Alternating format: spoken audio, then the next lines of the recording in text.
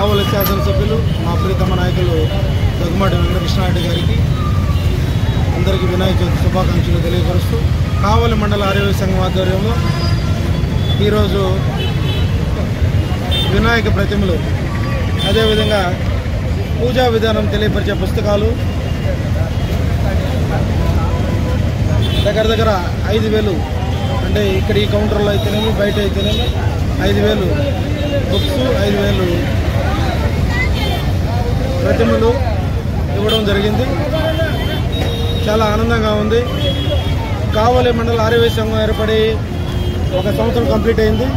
సంవత్సరం కంప్లీట్ అయ్యి 2వ సంవత్సరం అడుగిడుతున్న సమయంలో వినాయక చవితి రావడం, వినాయక చవితికి ఈ విధంగా ఈ ప్రోగ్రాం చేయడం చాలా అదృష్టంగా భావిస్తూ ఉన్నాం. మేము రాబోయే కాలంలో కావలి మండల ఆర్యవైశ్య సంఘం ఇంకా అద్భుతమైన ప్రోగ్రామ్స్ చేయాలని కూడా నిర్ణయం తీసుకోవడం జరిగింది.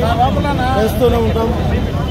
అదేవిధంగా సేవా కార్యక్రమాల్లో అందరికీ కావలి మండల ఆర్యవైశ్య సంఘం ఆదర్శంగా నిలబడాలని, అదేవిధంగా మట్టి వినాయకులని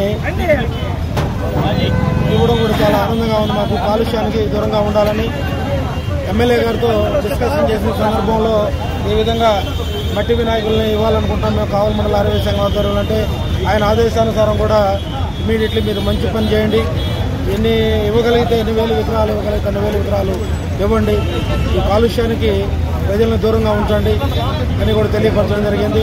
ఎమ్మెల్యే గారి ఆదేశానుసారం కూడా ఈ ప్రోగ్రాం చేయడం జరిగింది. అదేవిధంగా మరోసారి కావలి పట్టణ ప్రజలకు వినాయక చవితి శుభాకాంక్షలు తెలియజేస్తూ జై వాసవి జై జై వాసవి. వల్ల ఎమ్మెల్యే గారు ఈ ప్రోగ్రాంకి రాలేకపోయారు. చాలా ఇంపార్టెంట్ ప్రోగ్రాం ఆయన నెల్లూరులో ఉన్నది, అందువల్ల ఈ ప్రోగ్రాం రాలేకపోయారు.